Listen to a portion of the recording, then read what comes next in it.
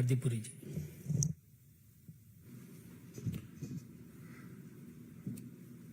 अनिल जी, बहुत बहुत धन्यवाद। संजय जी, भारतीय जनता पार्टी का एक कार्यकर्ता अपनी एनालिसिस इस लैंडमार्क विजिट की आपके साथ शेयर करना चाहता है। देखिए, मैं कॉन्फिडेंस से कह सकता हूं कि जो मेरा फॉरेन पॉलिसी और इंटरनेशनल रिलेशंस में पर्सनल एक्सपीरियंस है। 39 इयर्स मैं फॉरेन सर्विस में रहा, 14 साल मैं एम्बेसडर रहा, उसके बाद 6 साल मैं रिटायरमेंट के बाद संयुक्त राष्ट्र के साथ संबंधित कार्यों में जुड़ा रहा। मेरी प्रोफेशनल एक्सपीरियंस में अगर मैं पूरा इतिहास देखूं, जब से मैंने होश संभाली है एज ए प्रोफेशनल 1974-75 से लेके, इससे सिग्निफिकेंट लैंडमार्क विजिट कम ही होंगे और इतने सिग्निफिकेंट भी होंगे। इससे ज्यादा तो बहुत मुझे जब आप इंटरनेशनल रिलेशंस की हिस्ट्री लिखते हैं तो कहते हैं किसी एक सेक्रेटरी ऑफ स्टेट किसी देश में गया, वो देश बंद था, उसकी ओपनिंग हो गई। मैं बता रहा हूं जैसे किसिंजर विजिट टू चाइना, पर उसका क्या रिजल्ट हुआ? भाई जरा फोन आपने जरा बंद कर लें एक मिनट। मैं ये क्यों कह रहा हूं? कुछ तो इसमें एस्पेक्ट्स हैं जो सेल्फ एविडेंट है। हमने अपने टीवी स्क्रीन्स पे देखे जो न्यूयॉर्क में और वॉशिंगटन डीसी में माननीय प्रधानमंत्री जी की जो रिसेप्शन हुई,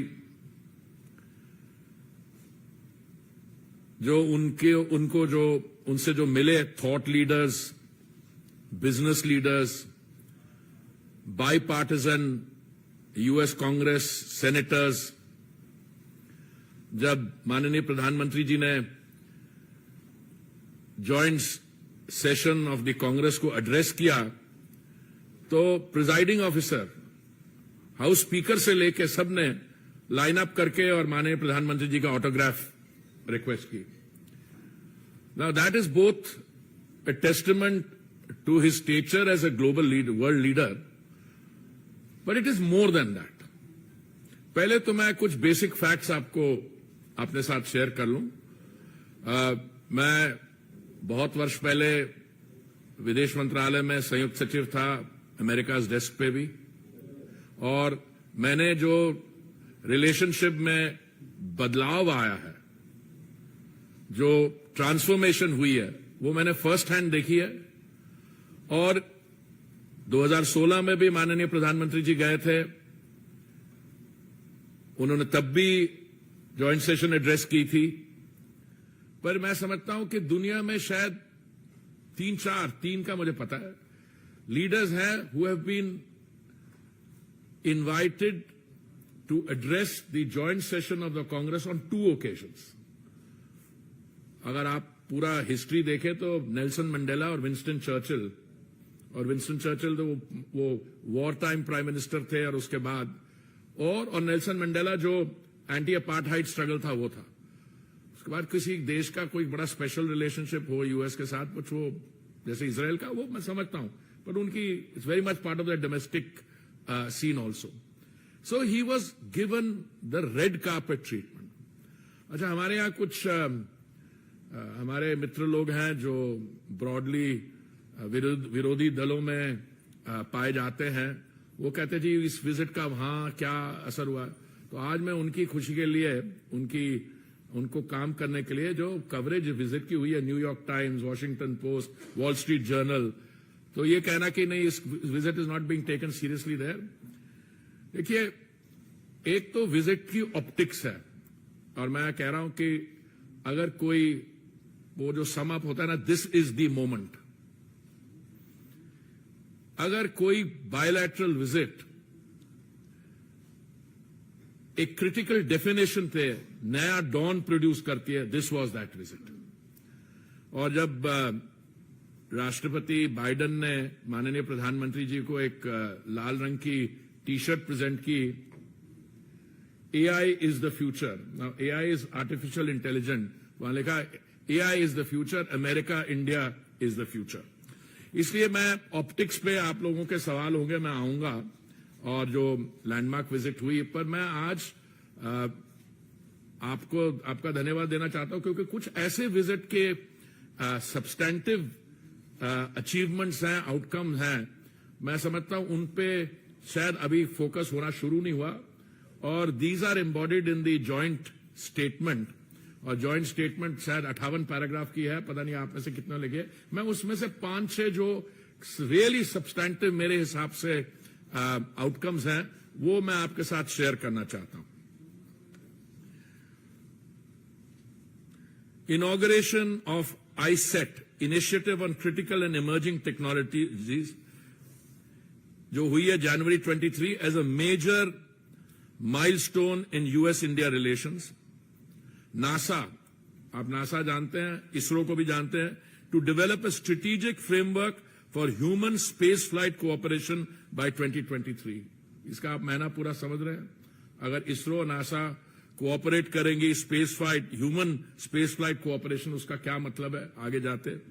और president Biden appreciated India's signing of the Artemis Accord, which will advance a common vision of space exploration for the benefit of mankind. देखिए, पहले हम टेक्नोलॉजी की बात करते थे, हम डिफेंस की बात करते थे, अब ये जो कटिंग एज कोऑपरेशन है स्पेस सेक्टर में। Strategic signing of an MOU on semiconductor supply chain and innovation, Micron Technology to invest up to $825 million to build a new semiconductor assembly and test facility in India. Creating secure and trusted telecommunications. Public-private cooperation between vendors and cooperation, India's Bharat 6G Alliance and US Next G Alliance, a trusted network, trusted sources, bilateral framework.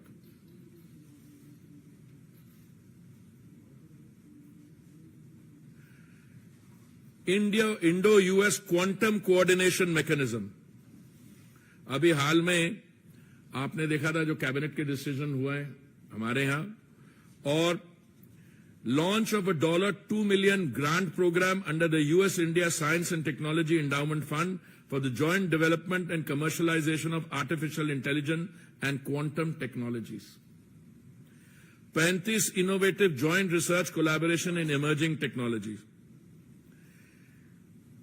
US supports India's leadership as chair of the Global Partnership on Artificial Intelligence, applauded Google's intent to continue investing through its $10 billion India Digitization Fund.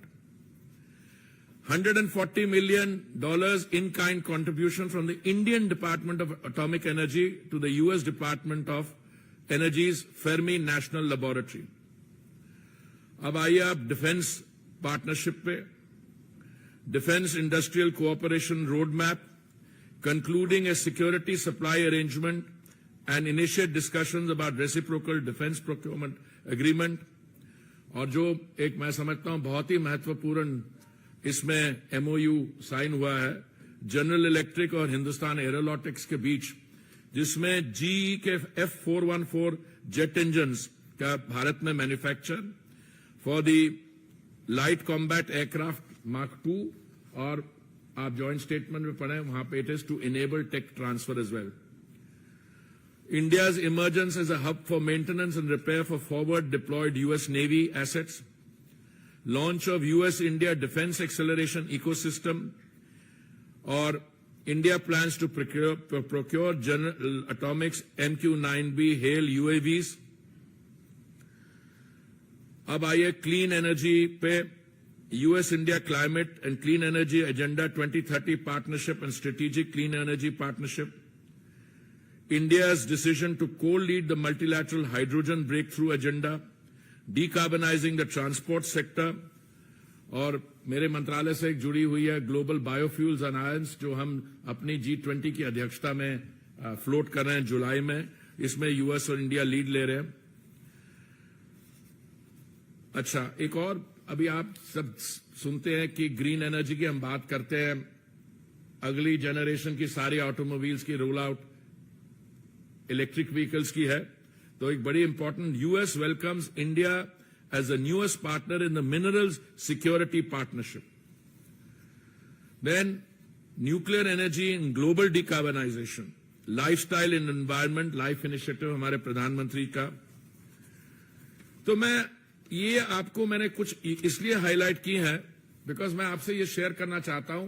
एक visit होती है, वो अपने आप में landmark visit है, उसकी significance, उसकी मैसेजिंग जो है बिल्कुल क्लियर है.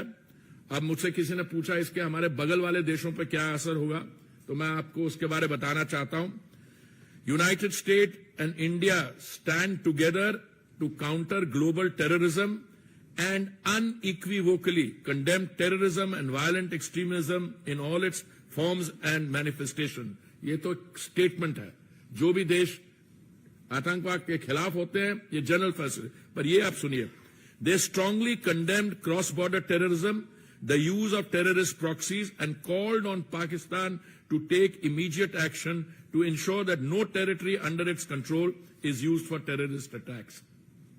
देखिए, दिस लाइन इटसेल्फ, बिकॉज हमारे यहां बड़ी कुछ हमारे पास्ट एक्सपीरियंस भी रहा है कि जो हमारा बगल वाला देश है, उनके जो एक्टिविटीज रही हैं, हम अक्सर उनको we describe them as the epicentre of terrorism, and for good reason. But for a joint statement with such categorical language, ये मैं आपकी अटेंशन ड्रॉ कर रहा हूं.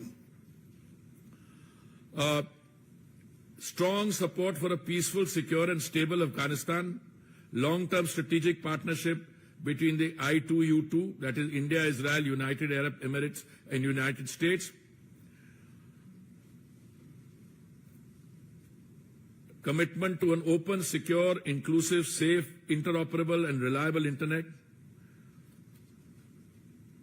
These were some of the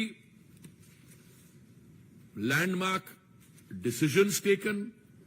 in decisions, in agreements को prepare करने के लिए बहुत मेहनत हुई है. The concern ministries led by the ministry of external affairs पे काम किया. इनकी इंप्लीमेंटेशन पे इक्वली बहुत काम होगा. और उससे ये visit marks the culmination of that preparatory process, upgradation of the relationship. और उसके बाद where is this relationship going.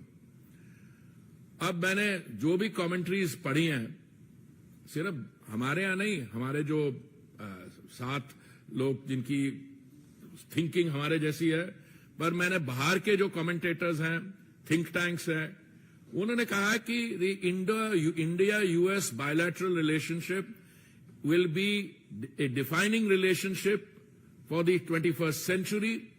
इसका इंपैक्ट सब रीजनली, रीजनली और ग्लोबल जियोपॉलिटिक्स में होगा. और ये रिलेशनशिप, जैसे प्रधानमंत्री जी बता रहे थे, देखिए हम टेक्नोलॉजी पे इन्वेस्ट करते हैं, उस टेक्नोलॉजी पे जो उसका जो आउटकम होगा, उसके लिए markets, 2 large markets. United states today is what, a $23-24 trillion economy. जब माननीय प्रधानमंत्री जी पिछली बार वहां गए थे, तो हम दुनिया भर में, विश्व भर में 6ठे स्थान पे थे अर्थव्यवस्था, 10वें स्थान पे थे. आज हम 5वें स्थान पे है. And we are on the way, on the road to becoming the 3rd largest economy. इस समय हमारा बायलैटरल ट्रेड 191 बिलियन है. ये 2014 से डबल हुआ है. और मुझे ये सारे जो एग्रीमेंट्स हो रहे हैं, और जो उनके यहां से यहां इन्वेस्टमेंट हो रही है, इंडिया से जो वहां इन्वेस्टमेंट हो रही है. देखिए, मैं आपको 1-2 उदाहरण देता हूं. एयर इंडिया की प्राइवेटाइजेशन के बाद हमारे सिविल एविएशन सेक्टर को एक बहुत बड़ा बूस्ट मिला है. एयर इंडिया ने 500 हवाई जहाज, different configurations, wide bodied 320 etcetera order किए. और उसके साथ आप देखिए employment spin off United states में कितना हुआ. एयर इंडिया ने ऑर्डर किए, अभी हाल में एक और प्राइवेट एयरलाइन है, इंडिगो ने ऑर्डर किए. तो दुनिया भर में अगर आप सिचुएशन देखिए India is not only a bright spot, a fastest growing economy, but the employment opportunity that the Indian growth story is generating, not only for the United States, but for Europe. Airbus is a European conglomerate. All this is happening and contributing to global growth. हमारे बीच में bilaterally trade disagreements रहे हैं.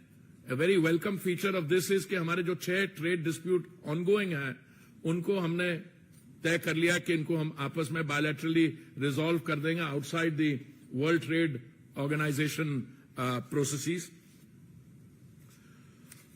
मुझे पता नहीं हमारे यहाँ से कितने हमारे विद्यार्थी वहां पढ़ने जाते हैं, पर मुझे लगता है कि हम में सब लोग, हम जो बैठे हुए हैं, हमारे परिवार में से, हमारे जानने पहचाने वाले, एक उनको ये समस्या होती थी कि जो H1B वीजा पे गया या स्टूडेंट्स या कोई और काम करने गए हैं वहां पे, उनको अपने वीजा के रिन्यूअल के लिए देश से बाहर जाना पड़ता था.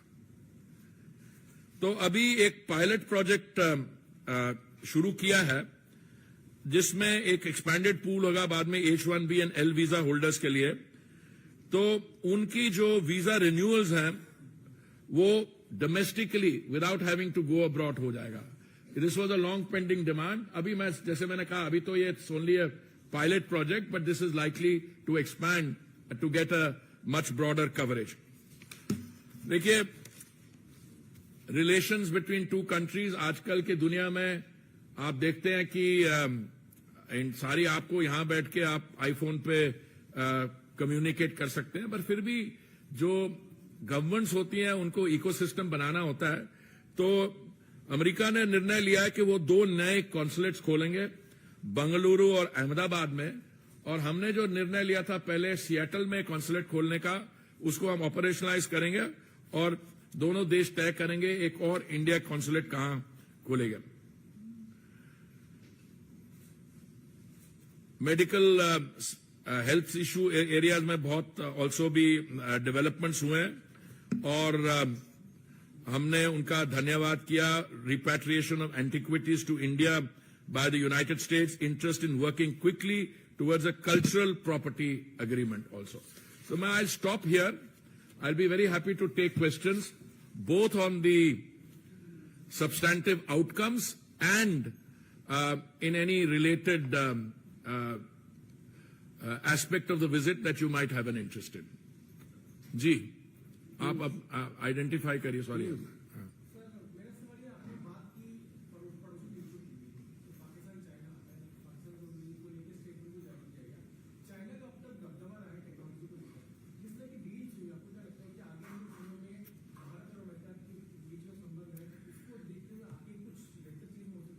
देखिए, बहुत कुछ हो सकता है. पहली बात तो है कि इस विजिट से पहले भी कुछ ऐसी प्रोसेसेस थी independent of the India relationship, जहां पे कुछ हाई टेक्नोलॉजी सेक्टर्स में US entities were beginning to reconsider their position in terms of commitment to production in China. I am personally aware of many companies which decided to relocate their manufacturing facilities from the mainland People's Republic of China to other places. So as a result, many industries shifted out of China. Those are independent processes. देखिए, India और US quite independent of what happens in China. आप देखिए कि जो हमारा human resource है, आपके लोग जो यूएस टेक इंडस्ट्री में ऑलरेडी काम कर रहे हैं, जो सीईओज हैं. अब मैं आपको बताता हूं, मैं इसमें अपनी लिस्टिंग में नहीं की, गूगल और अमेजॉन दोनों $10 बिलियन और $15 बिलियन की इन्वेस्टमेंट इंडिया में की बात कर रहे हैं. अब वो जो इन्वेस्टमेंट होगी वो इंडिया में सिर्फ इन्वेस्टमेंट नहीं होगी, वो इन्वेस्टमेंट ग्लोबल गुड के लिए होगी और ग्लोबल इकोनॉमी के लिए होगी. अब जैसे एयर इंडिया ऑर्डर प्लेस करता है 500 एयरक्राफ्ट के लिए, बोइंग उसी समय अनाउंस करता है कि $100 मिलियन वो इन्वेस्ट करेंगे इंडिया में पायलट्स की ट्रेनिंग के लिए. तो ये सारी चीजें दे प्रोसीड साइमल्टेनियसली. अब जैसे सिस्को है, इट्स अ मेजर कंपनी, जब उनके सीईओ कहते हैं कि ये हमारे एक्सपेंशन प्लान्स हैं, that expansion plans will not only affect and benefit the Indian economy, they benefit a lot of other processes. So sort of global जो MNCs हैं, देखिए अभी आप देख के चलिए दुनिया भर में अगर you do have a listing of all the major MNCs, the American MNCs are the they get the top listing. Indian companies also. अब जैसे green hydrogen में वहां पे एक बड़ा एक उनका प्रोग्राम है to encourage green hydrogen. हमारी कंपनीज भी इन्वेस्ट कर रही हैं वहां पे जाके. They want to take advantage of that. But if green hydrogen becomes, as is expected to, the fuel of the future, so this will benefit not only India and the United States, it will also benefit the transition from fossil fuel energy to pure green energy. Sir, Mohit Bhatt. Sir, Mohit from Times Council, we know that now it's has been a very successful visit of the Prime Minister to US, and now he's going to Egypt. So there he'll be meeting the top leadership over there. He'll be also meeting Grand Mufti over there, sir. Now back in India, or when Rahul Gandhi goes out, he talks about Muslim unsafe in India. But when Prime Minister goes out, he will be given a red carpet welcome by the Grand Mufti of Egypt, sir. How do you see this? No, I see it very positively. Whether Mr. Gandhi is able to comprehend the importance of the Egypt visit, I don't know. But let me share with you something. India and Egypt have so much in terms of our past, in terms of the potential for further enhancement. I will just go back as ancient civilizations.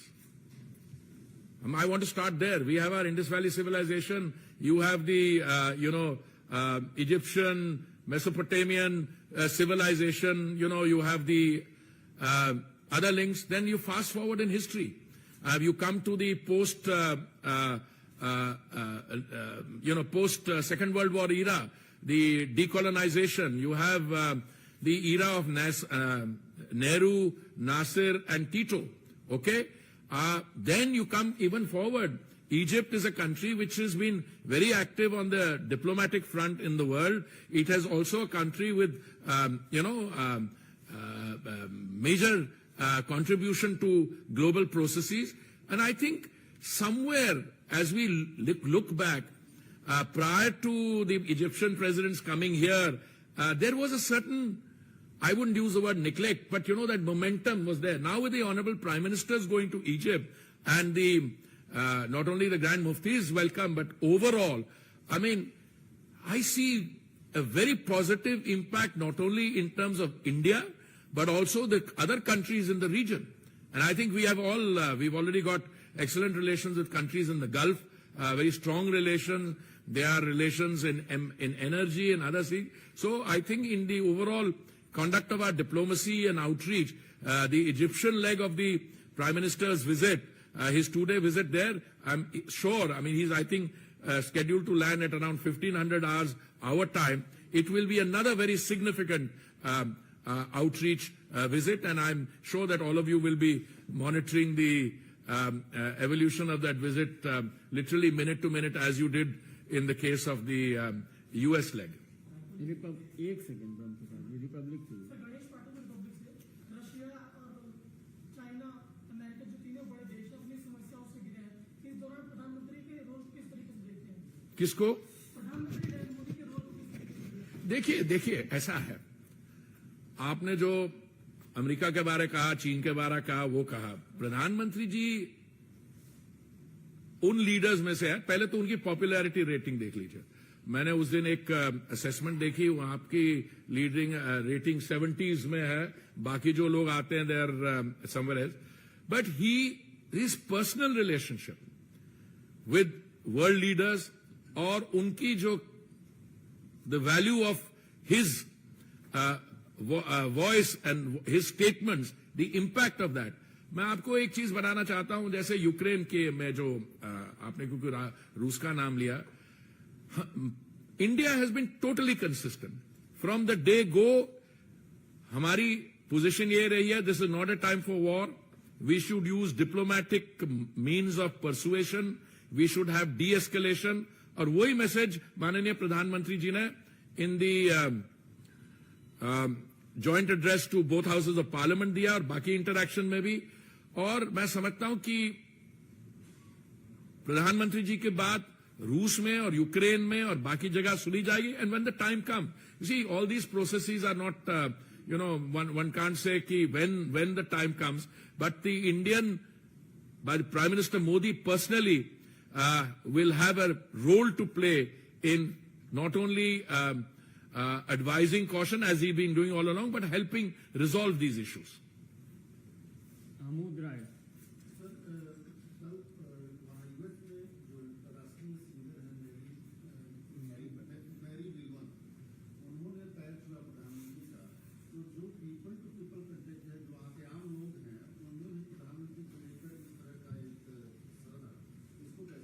देखिए मैंने आप शुरू में my opening statement was कि मेरी सारी life में मैं 39 years as a professional civil servant, foreign office diplomat, 14 years as an ambassador, I have never seen anything like this.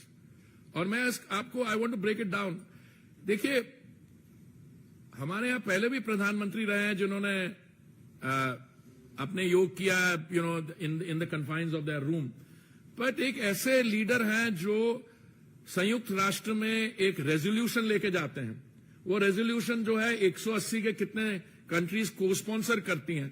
फिर ऑन द संयुक्त राष्ट्र की जनरल असेंबली के लॉन्स में जो योगा हुआ उसका पीपल टू पीपल इंपैक्ट अब समझ रहे, is not just India US. 135 देशों के रिप्रेजेंटेटिव्स ने उस दिन इस कार्यक्रम में भाग लिया और उन्होंने अपनी जो मैसेजेस सब जगह भेजा.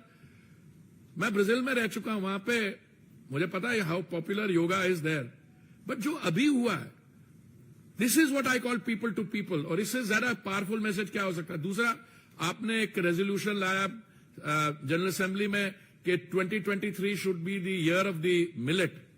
और जब माननीय प्रधानमंत्री जी का जो स्टेट डिनर है उसमें एक शाही मिलेट मील उनको सर्व करता है, वो नहीं है कि वहां पे क्या हुआ. जो मैसेज जाता है न्यूयॉर्क की क्यूलिनरी इंडस्ट्री को, और मिशेलन के स्टार गाइड्स हैं, वो शेफ्स हैं, they will start incorporating it into their this thing.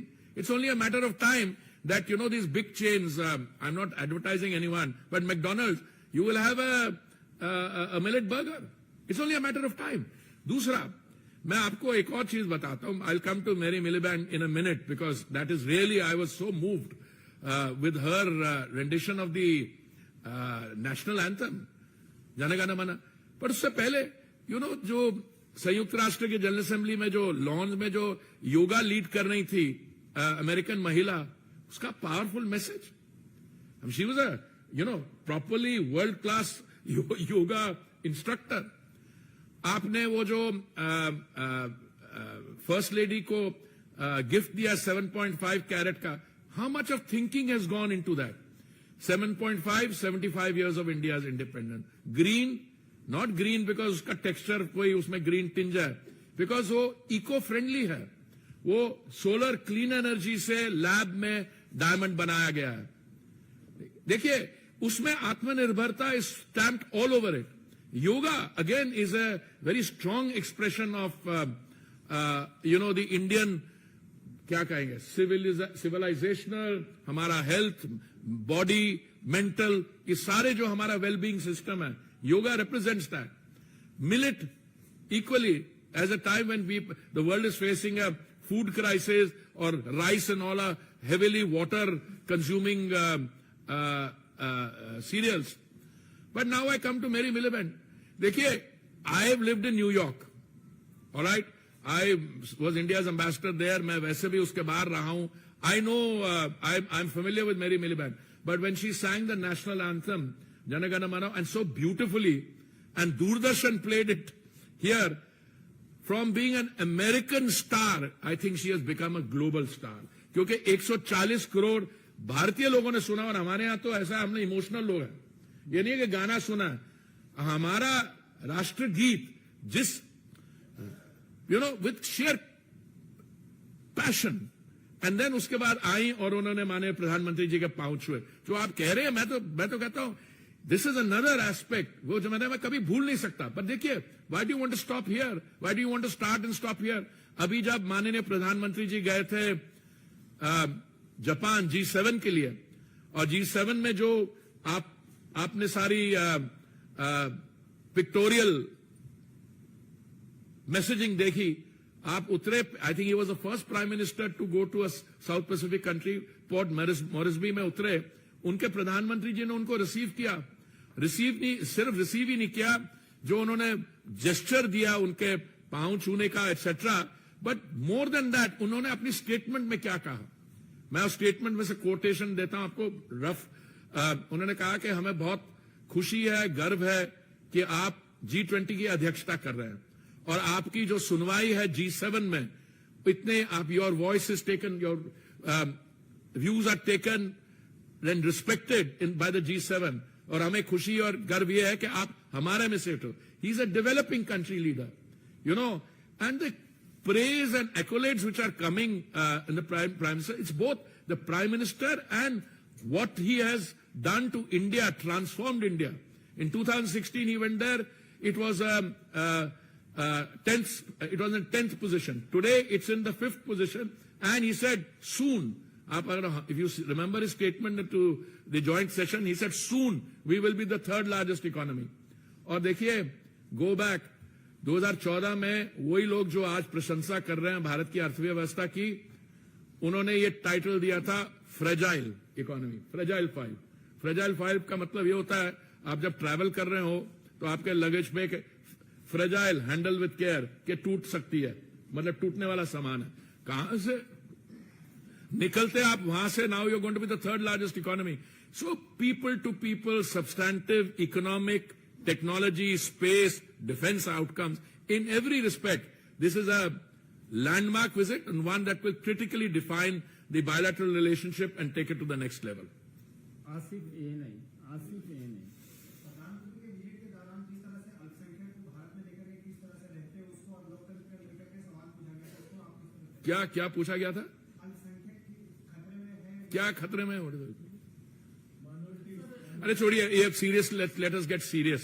नहीं, मैंने मुझे को जवाब देने दीजिए। देखिए, एक युवा नेता भी गए थे पहले, युवा नेता वहां पहुंचते ही उनको भारत के डेमोक्रेसी पे और माइनॉरिटीज के ट्रीटमेंट पे चिंता हुई, तो डेमोक्रेसी के बारे तो मैंने उनको याद करवाया, और आप क्योंकि आप वो विषय ला रहे हैं, ये विषय माननीय प्रधानमंत्री जी किसी ने सवाल पूछने तो उन्होंने अपना वो निकाल के जो कड़ाकेदार जवाब दिया, उसके बाद मुझे लगता है ये सवाल कहीं नहीं पूछा था, पर आपने पूछ लिया, मैं बताता हूं आपको। देखिए, भारत के इतिहास में हमारे यहां लोकतंत्र ये 1947 की नहीं है, हमारे यहां वैशाली में रिपब्लिक्स हुआ करती थी। तो हम सिर्फ लार्जेस्ट डेमोक्रेसी, ओल्डेस्ट नहीं है, we are the mother of democracy, point 1। Point 2, हमारे इतिहास में एक ही ओकेजन है जब democracy was sought to be derailed, sought to be, वो भी नहीं कर पाए। वो था जब माननीय युवा नेता की ग्रैंडमदर ने सिविल लिबर्टीज को कर्टेल किया और जून 1975 में उन्होंने इमरजेंसी लाए। उसके बाद देखिए क्या हुआ। दूसरा, माइनॉरिटीज की बात है, जब नेताजी 13 साल के थे उस समय आसाम में नेली में एक मैसेकर हुआ था, 2000 लोगों की कत्लेआम 2000। जब उनकी 14 साल आयु थी तो मेरी कम्युनिटी के 3000 लोग मारे गए थे। तो ऐसे है, हमारे यहाँ वेस्टेड इंटरेस्ट तो होंगे डोमेस्टिकली, बाहर कोई किसी की बात कर देगा, अच्छा साहब बहुत बढ़िया चल रहा है, पहले का नहीं, कोई देख नहीं रहा, नहीं साहब वो किसी ने चिट्ठी लिखी है। वो एक महिला है जिन्होंने चिट्ठी लिखी थी, माननीय प्रधानमंत्री जी जब बोल रहे थे, यानी was addressing the joint session, मैंने गिना नहीं, किसी ने बोला 17 बार स्टैंडिंग ओवेशन मिली, 17 बार। और ये महिला जो उनका नाम जोड़ा जाता है, each time she was standing and uploading.